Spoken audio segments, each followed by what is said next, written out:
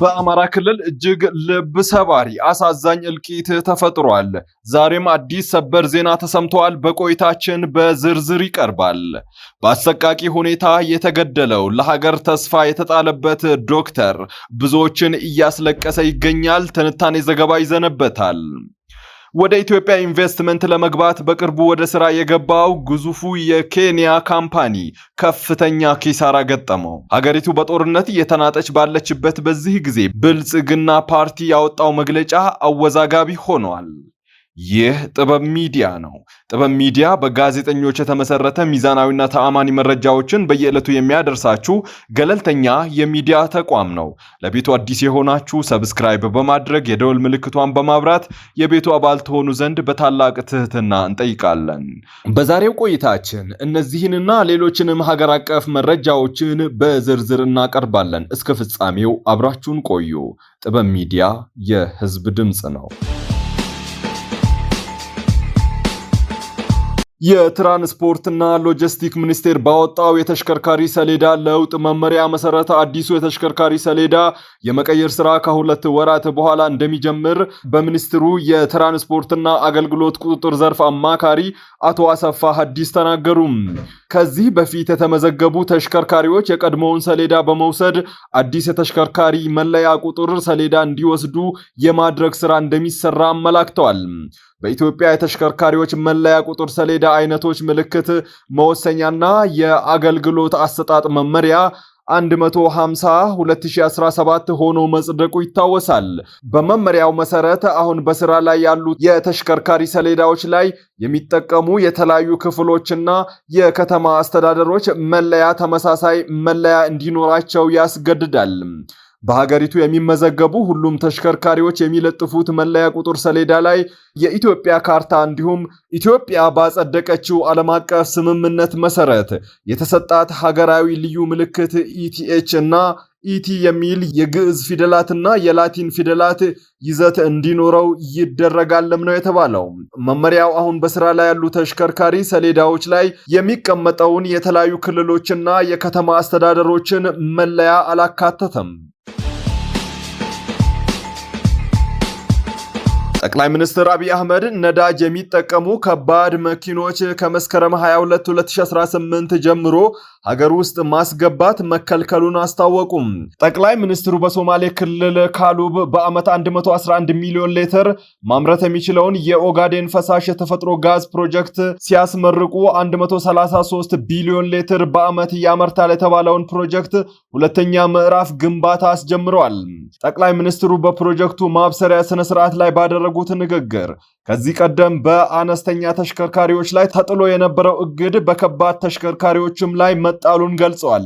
ትልቅ መኪና ወይም ትራክ ወደ ኢትዮጵያ ስታስገቡ የነበራችሁ ዜጎች ከዛሬ ጀምሮ ልክ ትንሽ መኪናዎች ከኤሌክትሪክ ውጪ ማስገባት ታግዶ እንደቆየው ከዛሬ ጀምሮ ነዳጅ የሚጠቀም ማንኛውንም ትራክ ወደ ሀገር ውስጥ ማስገባት የተከለከለ ነው ብለዋል።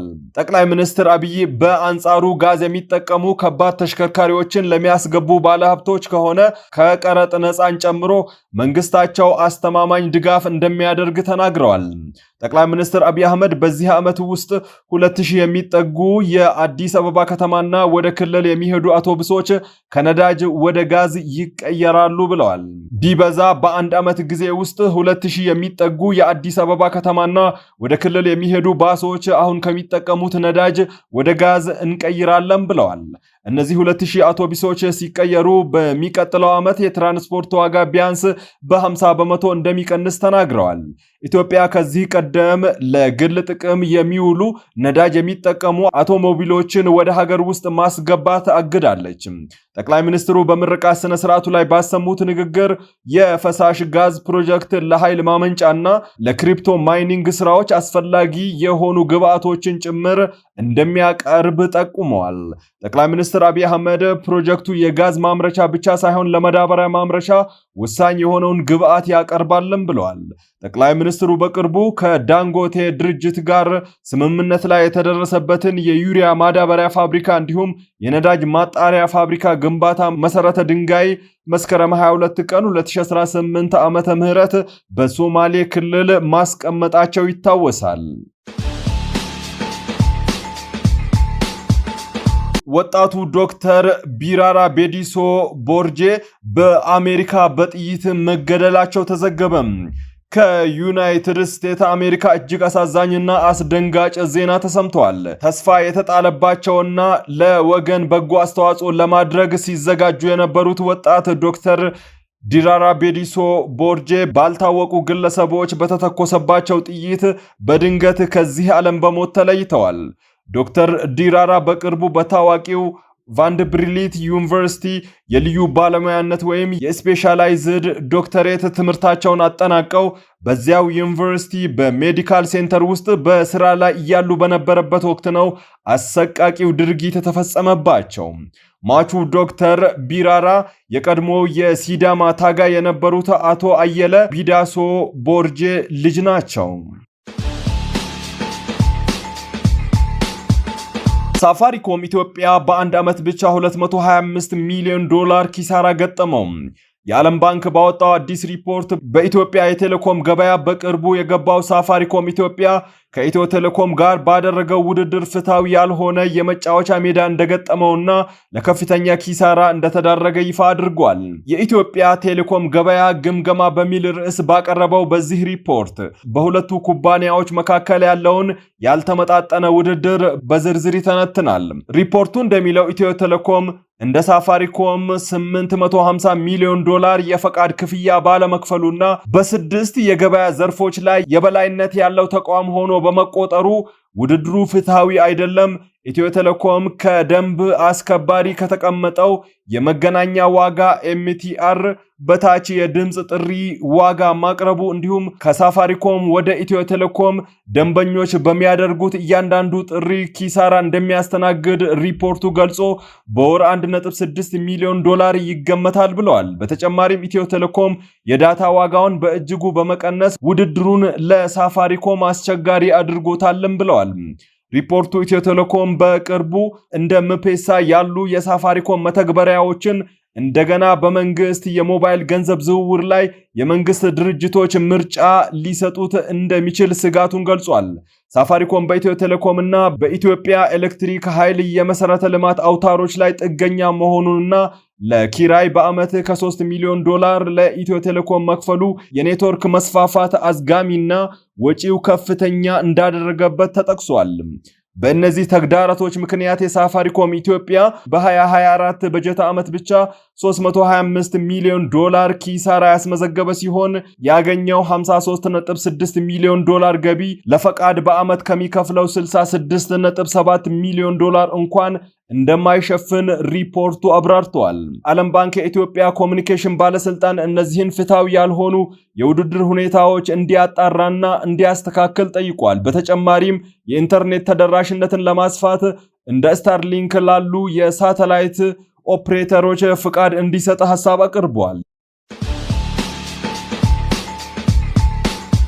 የኢትዮጵያ እስልምና ጉዳዮች ከፍተኛ ምክር ቤት ሃይማኖታዊ ግዴታቸውን በመወጣት ላይ የነበሩ የመስጂዱን ኢማም፣ የወረዳውን መጅሊስ ሰብሳቢና የመስጂድ አሚሮችንና እንዲሁም የመስጂድ አስተናጋጆችን አረመናዊ በሆነ ሁኔታ መገደላቸውን አወገዘም።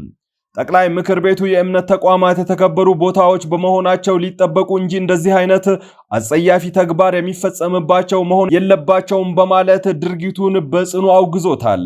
ምክር ቤቱ የሃይማኖት ተቋማት በእምነት ቦታዎች ላይ የሚደረጉ ትንኮሳዎችንና በእምነት ተከታዮች ላይ የተቃጣ መሰል የጅምላ ግድያ ሊያወግዙ ይገባል ሲል አሳስበዋል። አክሎም ህዝበ ሙስሊሙ ይህንን በሃይማኖት ተቋማት ላይ የተቃጣ አደጋ ለመከላከል መረጃ በመለዋወጥና የሃይማኖት ተቋማትና አካባቢውን እንዲጠብቅ ጠቅላይ ምክር ቤቱ ጥሪውን አስተላልፏል።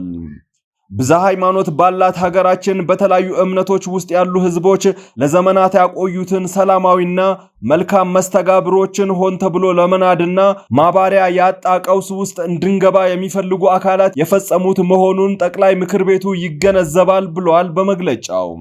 በመጨረሻም ሁሉም የሃይማኖት ተቋማትና መሪዎች ይህንን ጉዳይ አብሮ የመኖር እሴት እንዳይሸረሸር ብሎም እንዳይጠፋ ድርጊቱን እንድታወግዙ እንዲሁም በጽኑ እንድትቃወሙ እንጠይቃለን። መንግስትም ይህንን ተግባር በእምነት ቦታዎችና አባቶች ላይ የፈጸሙ አካላት ላይ ህጋዊ እርምጃ እንዲወስድ እንጠይቃለን ብለዋል። ራሱን የአማራ ፋኖ ብሔራዊ ኃይል በሚል የሚጠራው ታጣቂ ኃይል በሰሜን አማራ ቀጠና የሚንቀሳቀሰው ኃይሉ በመከላከያ ሰራዊቱ ላይ ከፍተኛ ጥቃት በመፈጸም ሚካኤል ደብር የተባለችን ከተማ መቆጣጠሩን አስታወቀ። ታጣቂ ኃይሉ ከተማዋ ወታደራዊ ጠቀሜታዋ ከፍተኛ መሆኑን አስታውቋል። ታጣቂ ኃይሉ በሰሜንና ደቡብ ወሎ ዞኖች ዘመቻ አደም አሊ በሚል በሰየመው ዘመቻ በመከላከያ ሰራዊቱ ላይ ከፍተኛ ጥቃት በመፈጸም ብዙ የወረዳ ከተሞችን መቆጣጠር ችሎ ነበር። ዛሬም የሰላም አማራጭ ቀዳሚ ምርጫችን ነው ሲል ብልጽግና ፓርቲ አስታወቀ። በሀገራችን የፖለቲካ ባህል በሐሳብ ላይ የተመሰረተ ባለመሆኑ የሐሳብ ልዩነቶች በጠረጴዛ ዙሪያ የመፍታት ባህል አልዳበረም። በዚህም በነፍጥ ወደ ስልጣን መምጣት ባህል እንደ አማራጭ ይወሰድ ነበር ብሏል። ይህ ደግሞ ለሰላም መደፍረስ፣ ለዜጎች እንግልትና የህይወት መጥፋት፣ ለፖለቲካ አለመረጋጋትና ኢኮኖሚያዊ ውድቀት መንስኤ ሆኖ ሰንብቷል ያለው የፓርቲው መግለጫ ለሰላም አማራጭ ቅድሚያ የሚሰጠው ፓርቲያችን በተለያዩ ምክንያቶች ነፍጥ አንግበው ጫካ የገቡ ኃይሎችን ሀገራችንን ብዙ ዋጋ ካስከፈለው ኋላ ቀር የፖለቲካ አካሄድ ተመልሰው የሐሳብ ፖለቲካ አማራጭን እንዲያጎለብቱ እየሰራ ነው ብለዋል። መንግስት በሀገራችን በሐሳብ ላይ የተመሰረተ የፖለቲካ ትግልን ለማጎልበትና የሐሳብ ብዝሃነትን ለማስተናገድ ምህዳሩን በማስፋት በወሰደው እርምጃ ለዲሞክራሲያዊ ባህል ግንባታ አሻራውን እያስቀመጠ ይገኛልም ሲል አስታውቀዋል። ባለፉት ዓመታት በሀገራችን የህግ የበላይነትን በማረጋገጥ እንዲሁም በየአካባቢው ህዝብ በማወያየትና በተዛባ መንገድ ትጥቅ አንስተው ወደ ጫካ የገቡ ወንድሞችን ወደ ሰላም አማራጭ እንዲመለሱ የማወያየትና ቅድመ ሁኔታዎችን በማመቻቸት በርካቶች ወደ ቀደመ ህይወታቸው እንዲመለሱ ማድረግ አስችሏል ሲል ገልጿል። በዚህም መንግስት የዜጎችን ደህንነት የማስጠበቅና ዘላቂ ሰላምን ለማረጋገጥ የሚያደርገው ጥረት ከፍተኛ ለውጦችን ማስመዝገቡን ነው መግለጫው አስታወቀው። በ2017 በጀት ዓመት ብቻ 61,000 የሚሆኑ የቀድሞ ታጣቂዎች በቤንሻንጉል ጉሙዝ፣ በትግራይ፣ በአፋርና በአማራ እንዲሁም በኦሮሚያ ክልሎች ወደ ማህበረሰቡ መቀላቀል ተችሏልም ብሏል። የዜጎችን በሰላም የመውጣትና የመግባት እንዲሁም ልማትን ተነፍገው የነበሩ አካባቢዎች ወደ ሰላማዊ አካባቢና ወደ ልማት በመመለሳቸው ምርትና ምርታማነትን ለማሳደግ የራሳቸውን አስተዋጽኦ እያደረጉ ይገኛሉ ሲል በመግለጫው የጠቀሰው ፓርቲው በአንድ በኩል የአካባቢያቸውን ሰላም በማረጋገጥ ግንባር ቀደም በመሆን በሌላ በኩል የራሳቸውንና የቤተሰባቸውን ሕይወት በመቀየር የተረጋጋ ኑሮ ከመኖር ባለፈ ለሀገራቸው እድገት የራሳቸውን አስተዋጽኦ እንዲወጡ የሚያስችል እድል መፍጠሩን ገልጸዋል። በተለያዩ አካባቢዎች የሚስተዋሉ ህገወጥ ተግባራት ላይ እርምጃ በመውሰድ የህግ የበላይነትን በማረጋገጥ ተቋማዊ የመፈጸም አቅም እያደገ መጥቷል። የጸጥታ ተቋማት የዜጎችን ሰላምና ደህንነት ለማረጋገጥ በሰው ኃይልና በዘመናዊ ቴክኖሎጂ በማደራጀት በትኩረት እየሰሩ ይገኛሉ ብሏል በመግለጫው። ክቡራትና ክቡራን የጥበብ ሚዲያ ቤተሰቦች ለሰዓቱ የመራረጥናቸው መረጃዎቻችን በዚህ አብቅተዋል። ከኛ ጋር በመሆን መረጃን ከጥበብ ስለተከታተላችሁ ከልብ እናመሰግናለን። ጥበብ ሚዲያ በጋዜጠኞች የተመሰረተ ሚዛናዊና ተአማኒ መረጃዎችን በየዕለቱ የሚያደርሳችሁ ገለልተኛ የሚዲያ ተቋም ነው። ለቤቱ አዲስ የሆናችሁ ሰብስክራይብ በማድረግ የደወል ምልክቷን በማብራት የቤቱ አባል ተሆኑ ዘንድ በታላቅ ትህትና እንጠይቃለን። ጥበብ ሚዲያ የህዝብ ድምጽ ነው።